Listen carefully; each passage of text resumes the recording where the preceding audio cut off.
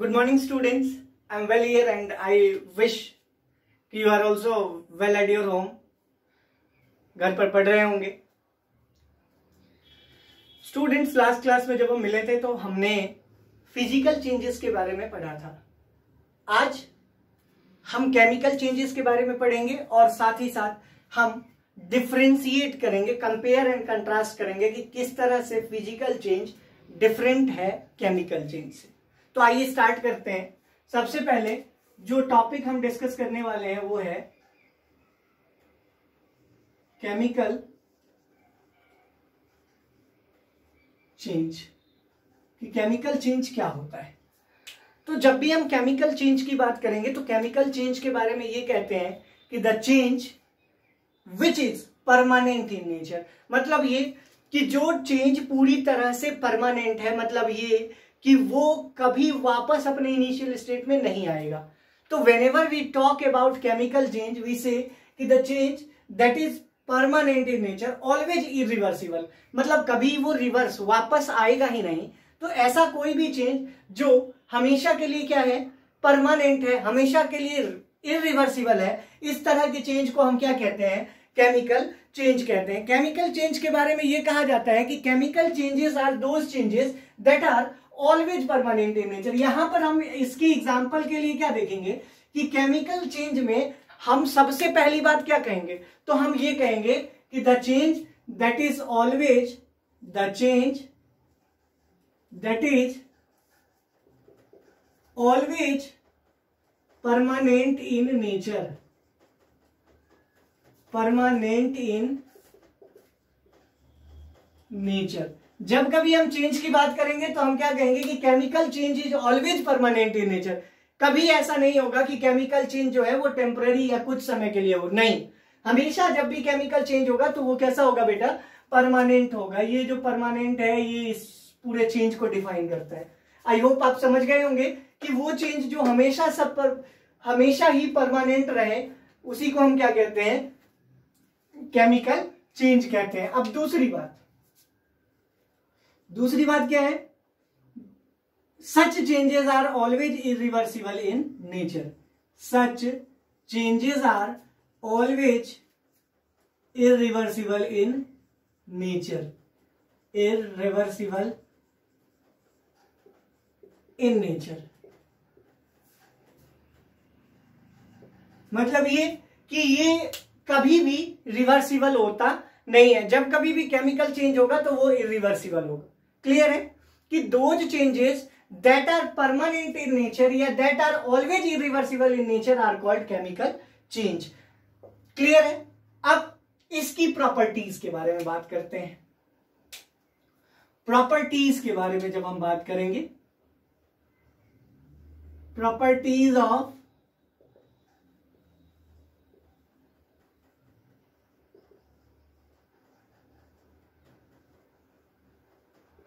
Properties of chemical changes. Chemical changes की क्या क्या प्रॉपर्टीज हैं. सबसे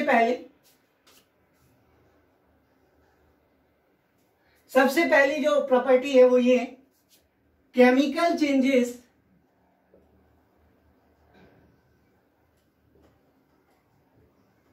are permanent in nature. Clear है. Example, changing of milk into curd.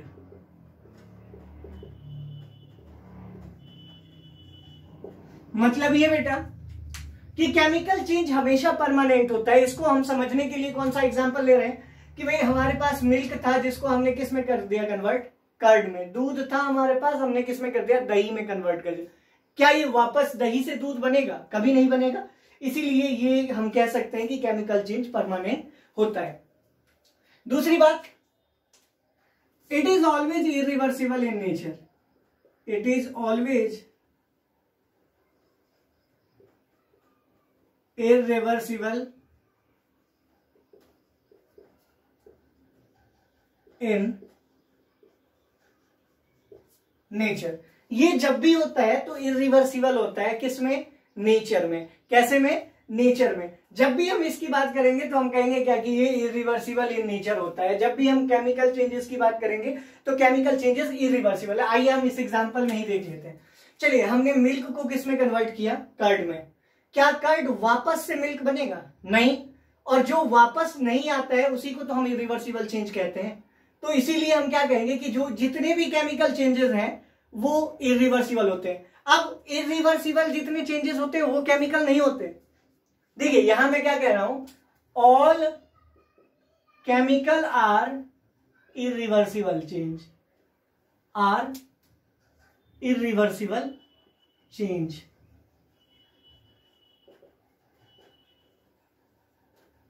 लेकिन हम इसके बारे में ऐसा नहीं कह सकते कि all irreversible are chemical changes, are chemical changes. हम ऐसा नहीं कह सकते। क्यों नहीं कह सकते? क्योंकि बेटा अगर हमने क्लॉथ को काट दिया तो क्लॉथ कट जाने के बाद इरिवर्सिबल हो गया ना, लेकिन क्या वो केमिकल है? नहीं है ना, वो तो फिर से सिल जाएगा। क्लियर है? तो हम ये कह सकते हैं कि जितने भी केमिकल चेंज हैं सारे इरिवर्सिबल होते हैं, लेकिन सारे इरिवर्सिबल चेंज केमिकल चेंज नहीं होते। क्लियर है? तो पहली प्रॉपर्टीज हम समझ गए कि केमिकल चेंज हमेशा परमानेंट होता है या इरिवर्सिबल होता है नेचर में। दूसरी बात, in such changes always new substances are formed, new substances are formed।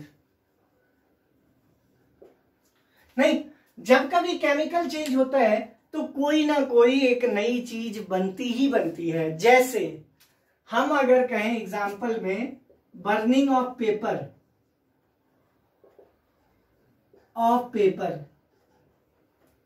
तो जब पेपर बर्न करता है बेटा, जलता है, तो वो किस में बदल जाता है? कन्वर्ट्स इनटू ऐश, कन्वर्ट्स इनटू ऐश। ऐश का मतलब क्या है? राख। तो जब भी हम बात करेंगे तो हम क्या कहेंगे कि इस तरह के केमिकल चेंजेस में क्या होता है कि हमेशा ही नई चीजें बनती हैं। तो ये पहले पेपर था, अब क्या बन गया? राख। तो ये कहीं ना कहीं एक नई चीज, हालांकि अच्छी चीज नहीं है, लेकिन फिर भी ये पेपर से तो अलग है ना। तो इसीलिए दूसरी प्रॉपर्टी में हम क्या कहेंगे? In such changes always new substances are formed. तीसरी बात हम क्या कहेंगे? तीसरी बात हम कहेंगे कि in such changes always new properties are formed. In such changes, इन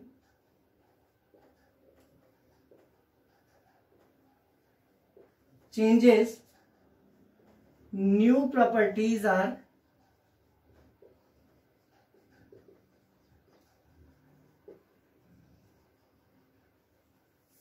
जब भी हम बात करते हैं कि ऐसे चेंजेस में क्या होता है? नई प्रॉपर्टीज फॉर्म होती हैं।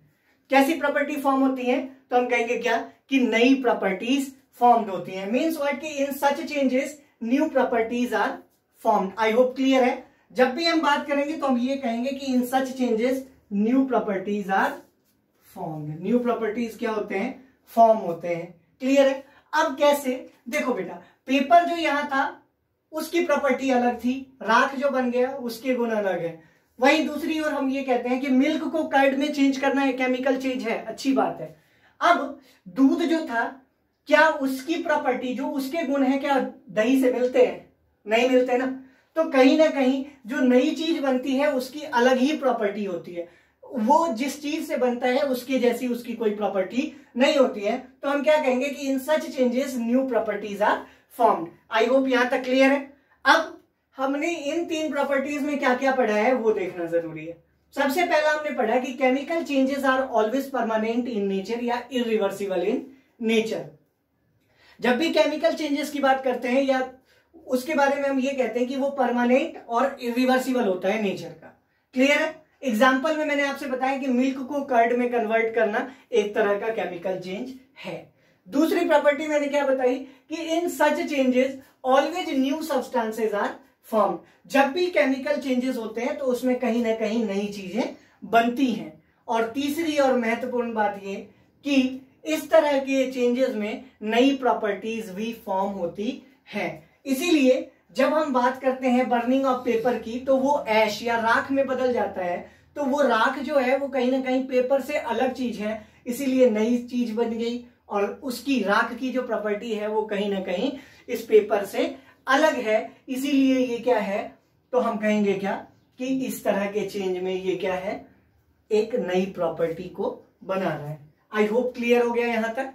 अब हम ये देखेंगे कि फिजिकल चेंज और केमिकल चेंज एक दूसरे से डिफरेंट कैसे है, इन दोनों में क्या अंतर है और अंतर कैसे हम पता करते हैं उसको हम देखेंगे। बहुत ध्यान से देखिए।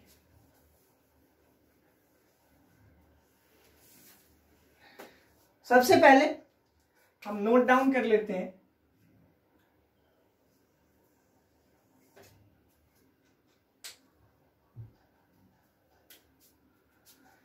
यहां पर फिजिकल चेंज, यहां पर क्या,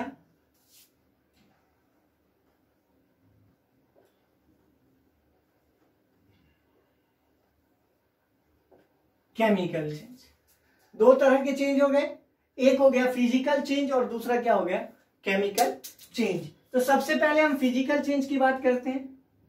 the change which is temporary in nature, which is temporary in nature।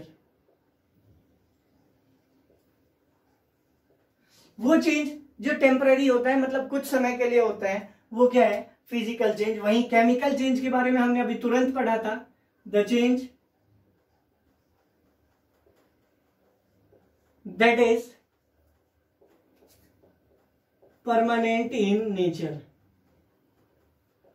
नेंट in nature. जो परमानेंट होता है नेचर में उसी को हम क्या कहते हैं, केमिकल चेंज। अगर हम इसकी एग्जांपल की बात करें फिजिकल चेंज की, तो हम कहेंगे फोल्डिंग ऑफ पेपर। पेपर को फोल्ड करना क्या है, फिजिकल चेंज है, क्योंकि वो वापस से दोबारा ऐसा हो जाएगा। वहीं पर अगर हम केमिकल चेंज की एग्जांपल की बात करेंगे तो हम क्या कहेंगे, केमिकल चेंज का एग्जांपल क्या है, changing of milk into curd,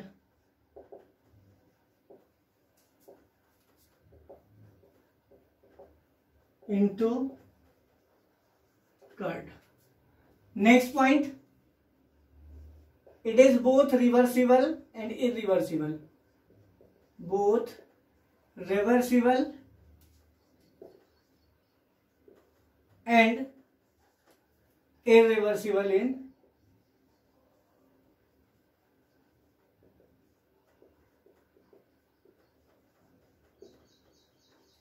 ठीक है। ये दोनों ही तरह का होता है, रिवर्सिबल और इरिवर्सिबल। अब रिवर्सिबल तो ये हो गया, और इरिवर्सिबल क्या है, कटिंग ऑफ ट्री।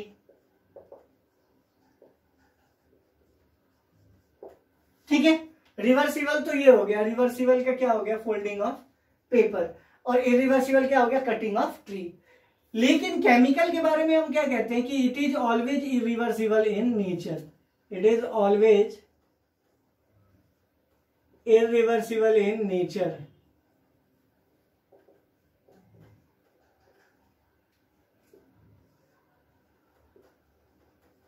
ये हमेशा ही इरिवर्सिबल होता है। आप यहां देख लो, मिल्क को कर्ड में कन्वर्ट करो तो ये हमेशा ही क्या रहेगा, इरिवर्सिबल ही रहेगा, दोबारा ये आता ही नहीं है अपने स्टेट में। तीसरी बात कि फिजिकल चेंज में कभी किसी तरह की कोई प्रॉपर्टी फॉर्म नहीं होती। मीन्स व्हाट कि in terms of physical changes हम ये कह सकते हैं कि no new substances are form, कभी कोई नई चीज नहीं बनती। No new substances are formed are formed in such changes।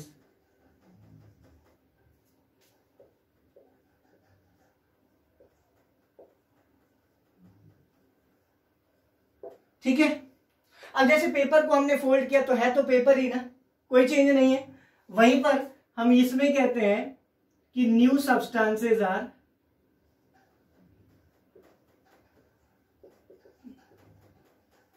Are formed. जैसे burning of paper forms ash. Clear है? उसके बाद फोर्थ पॉइंट है no new properties are formed. No new properties are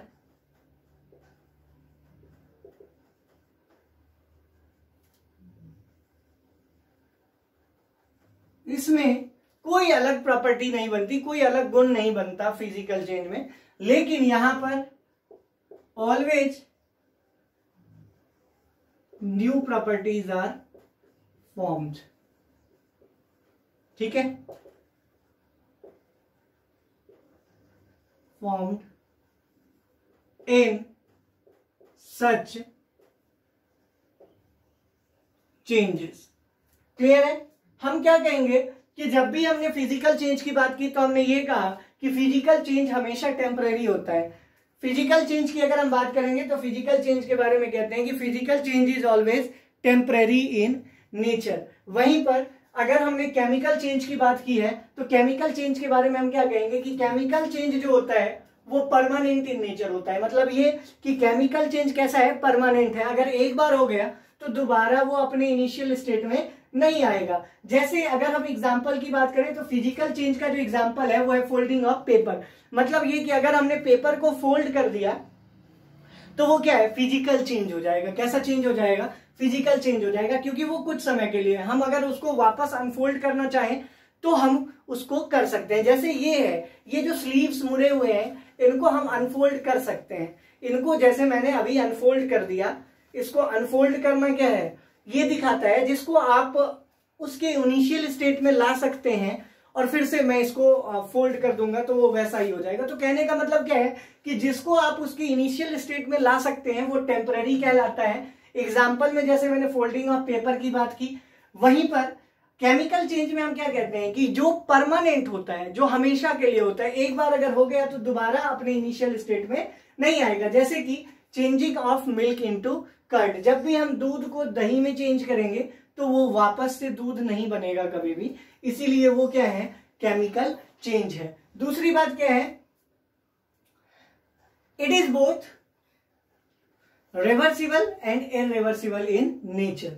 जब भी हम बात करेंगे इसके सेकंड पॉइंट की तो हम कहेंगे क्या कि फिजिकल चेंज की जब भी हम बात करते हैं तो हम ये कहते हैं कि ये दोनों ही तरह का होता है। ये रिवर्सिबल भी होता है और इनरिवर्सिबल भी होता है नेचर में। वहीं पर केमिकल चेंज जो है ना वो हमेशा क्या होता है, इरिवर्सिबल होता है। जैसे ही हम रिवर्सिबल और इरिवर्सिबल की बात कर रहे हैं तो मैं आपको बताऊं कि फिजिकल चेंज में क्या है, अगर हम ट्री को कट कर देते हैं तो वो क्या है, दोबारा हो जाएगा, लेकिन उसी समय हम उसको नहीं रख सकते, चिपका नहीं सकते, स्टिक नहीं कर सकते, तो वो क्या है, इरिवर्सिबल है।